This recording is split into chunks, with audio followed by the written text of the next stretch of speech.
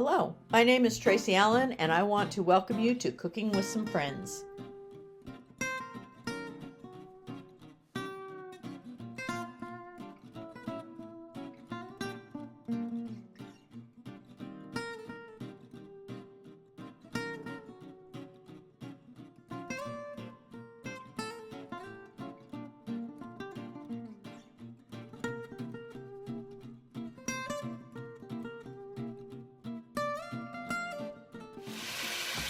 Hello and welcome to Cooking with Some Friends. I still have my canning mess all around me, but that's okay.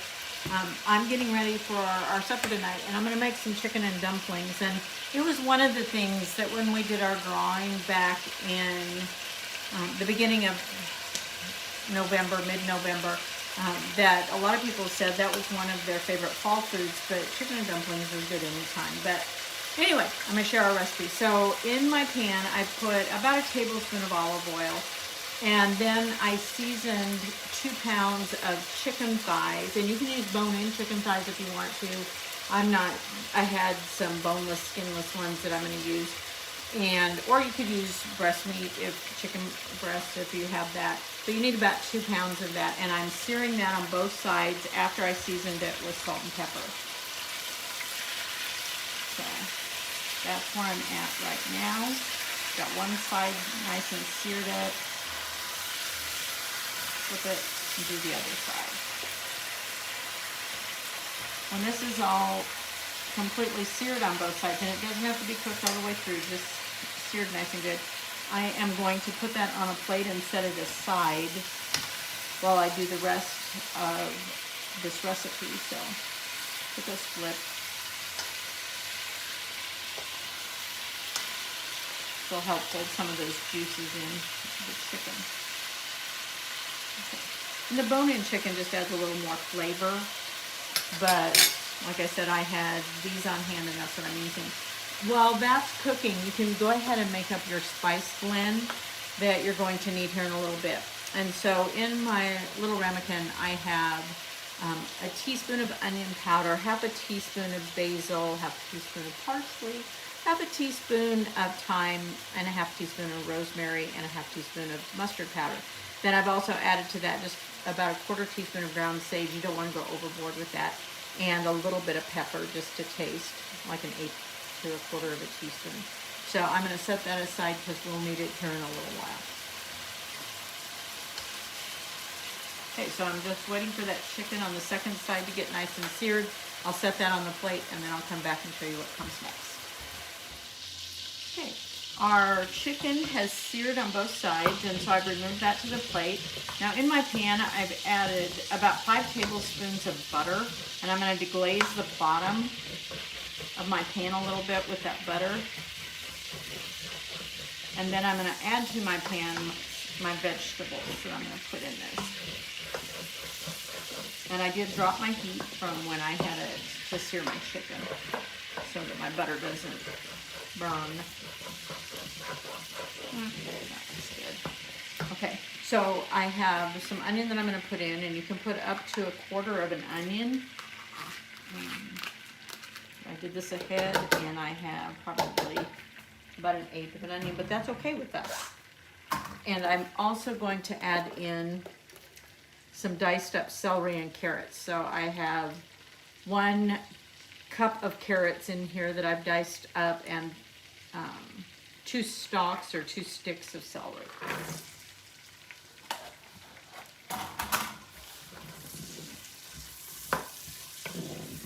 So I want to give those a few minutes to cook and get a little more tender before I go any farther. Okay, my onions, carrots, and celery have been sauteing for about 5 minutes, give or take. I went ahead and cut up my chicken. I had let it rest for just a little bit. And now I'm ready to go on from there. So I'm going to add my garlic to this, and I want about 3 cloves of garlic.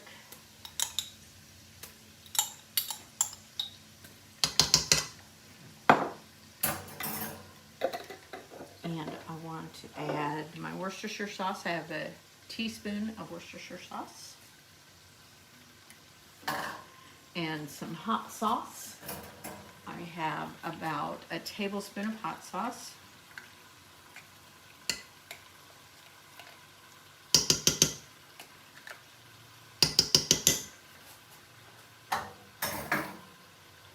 And then those seasonings that we set aside earlier.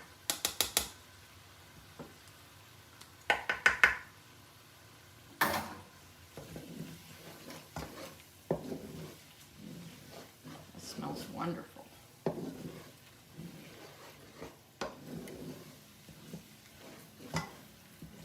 So I want that garlic to cook just a minute or so. And then I'm going to add in my flour to make the thickener for our chicken and dumplings.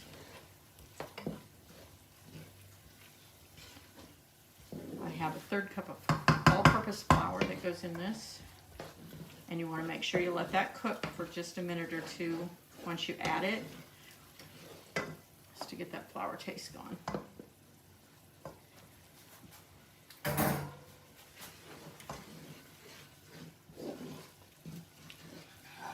Stir that in really well.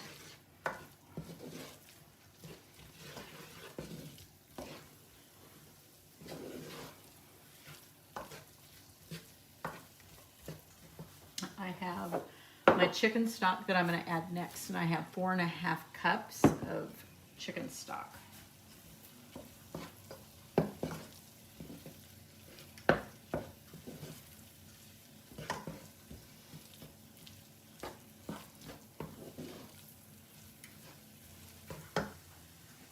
Add that in.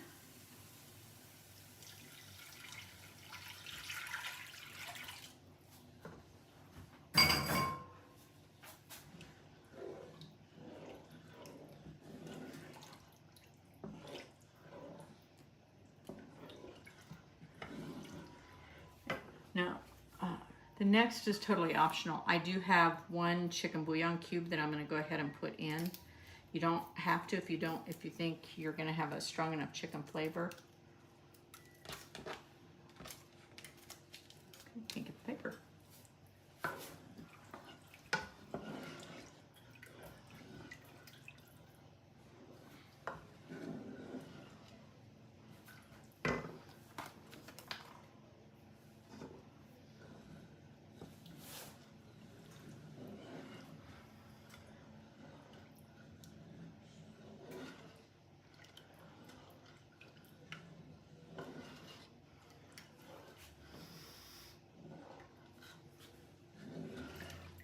Go ahead and add my 1/2 and 1/2. I have 1½ cups of 1/2 and 1/2.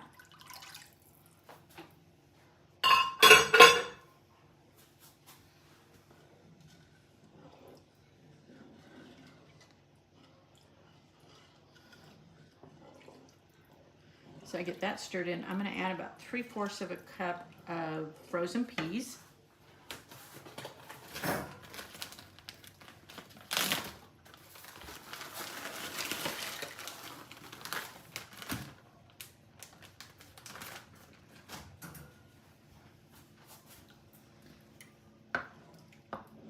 Now I want to bring this up to a boil, and as soon as it hits that boil, I am going to increase my heat a little bit. As soon as it hits that boil, I want to drop it to a simmer, and I don't want to cover yet. Eventually I'm going to need to cover this, but not yet. So I'm just going to wait for this to come up to a boil, and then we'll drop it back down to a simmer. Okay, you can see we're at a boil, so I'm going to drop that heat so it's just at a simmer. And I want to go ahead and add that chicken back in that I already cut up, and you want juices and all, everything that's on that plate. Okay.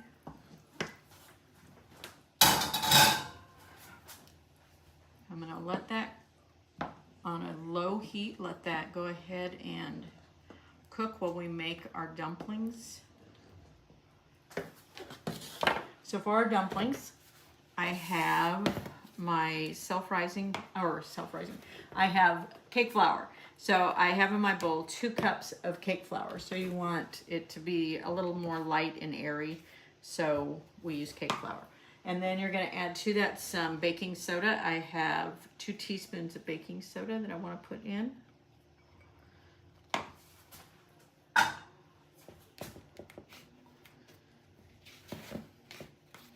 And then I have a combination of a teaspoon of salt and a half a teaspoon of garlic powder. I have 2 teaspoons of sugar in here as well. So I want to add those.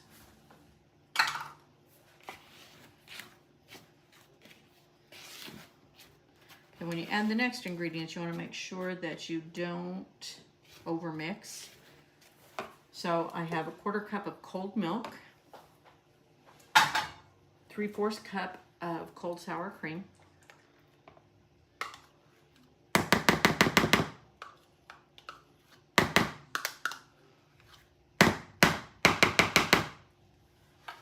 and I have 4 tablespoons of melted butter. So get all those mixed.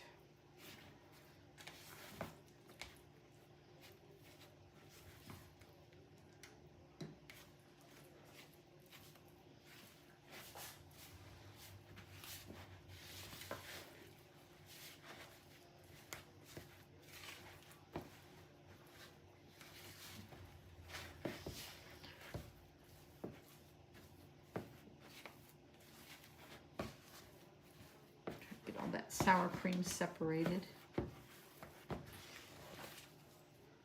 Okay, I think we're good. Okay, now I have one of my smaller cookie scoops out that I'm going to use to make my dumplings. So I'm going to add it back here into my chicken mixture. And I want to just put them on top, and then I can always use my ladle to cover them a little bit with some of the broth.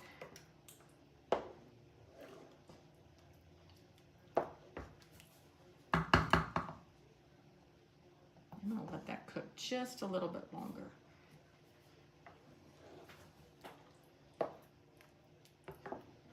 You don't want to overdo it, but so anyway, I'm going to make it here as it cooks. I'm going to make it my dumplings about equal size and just drop them lightly on top. Then use my ladle to spoon some of the liquid back over. And then I'm going to put my lid on this, and you want to make sure that your heat is low and you do not remove the lid until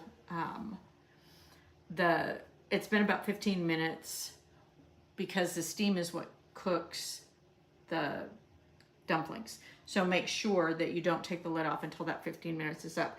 Now at that point, if you want to check with a toothpick to see if they're completely done after the 15 minutes, that's fine. If they're not done, put the lid back on, let them cook just a little bit longer, but they need that steam to start with. So that's why I want this to come back up to heat a little bit more.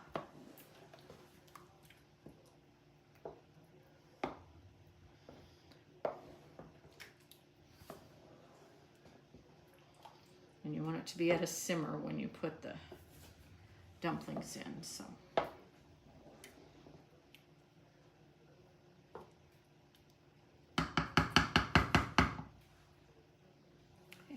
we're good.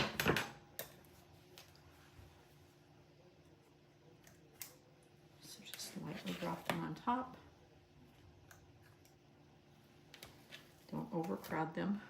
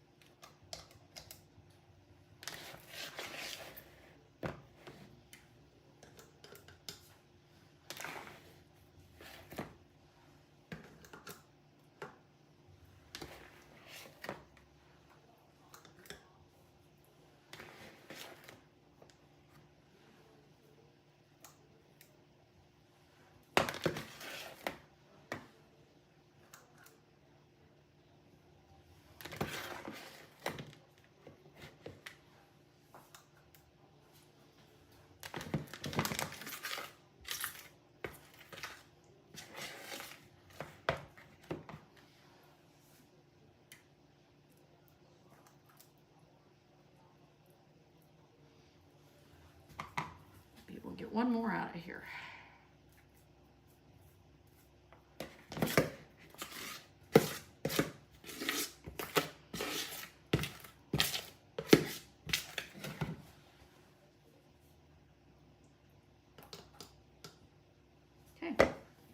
So you can take your ladle, or I'm going to take my wooden spoon actually and just kind of spoon some of the liquid over the top.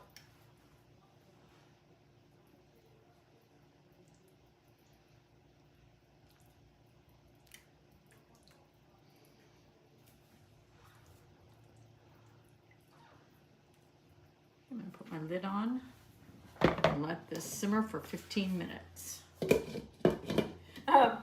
Our dumplings are ready, I'm pretty sure, but remember I told you this may fog my camera over. You want to test them with a toothpick, and if it comes out clean, you know you're done. And then you're ready to go ahead and serve them up. There you go. Thanks for joining us for this session of Cooking with Some Friends. Make sure you like this video and subscribe to our YouTube channel. And find us on Facebook at Cooking with Some Friends.